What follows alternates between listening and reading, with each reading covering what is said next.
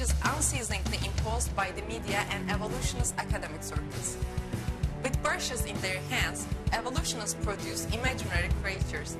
Nevertheless, the fact that these drawings correspond to no-matching fossils constitutes a serious problem for them.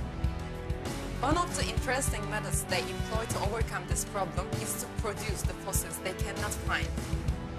Piltdown Man, which may be the biggest scandal in the history of science, is a typical example of this method.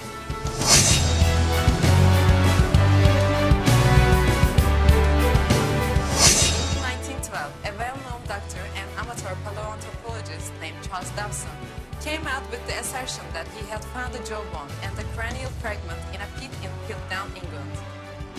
Even though the jawbone was more ape-like, the teeth and the skull were like a man's. These specimens were labeled the Piltdown Man, alleged to be 500,000 years old. They were displayed as an absolute proof of human evolution in several museums. For more than 40 years, many scientific articles were written on Piltdown Man. Many interpretations and drawings were made, and the fossil was presented as important evidence for human evolution.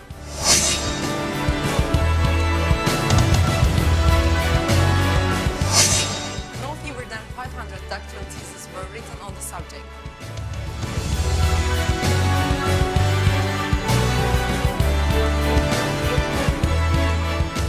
In 1949, Kenneth Oakley from the British Museum's Paleontology Department attempted to use fluorine testing, an ink test used for determining the date of fossils. A trial was made on the fossil of the Piltdown Man. The result was astonishing.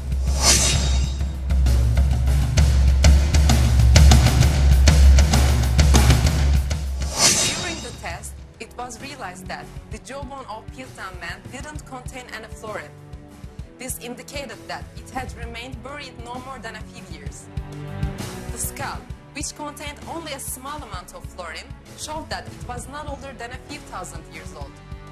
It was determined that the teeth and the jawbone belonging to an orangutan had been worn down artificially.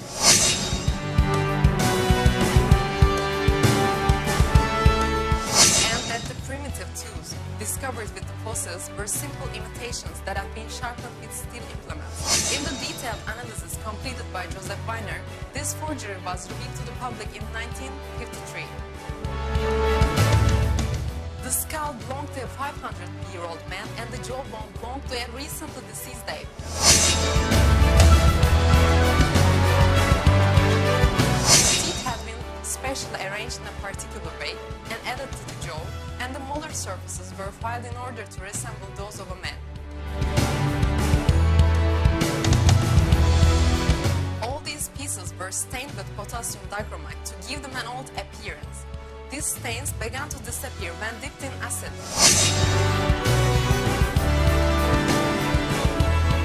Sir Wilfrid Legros Clark, who was in the team that uncovered the forgery, couldn't hide his astonishment at this situation and said, "The evidences of artificial abrasion immediately sprang to the eye.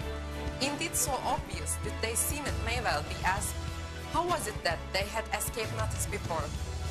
In the wake of all this, Piltdown Man was hurriedly removed from the British Museum, where it had been displayed for more than 40 years.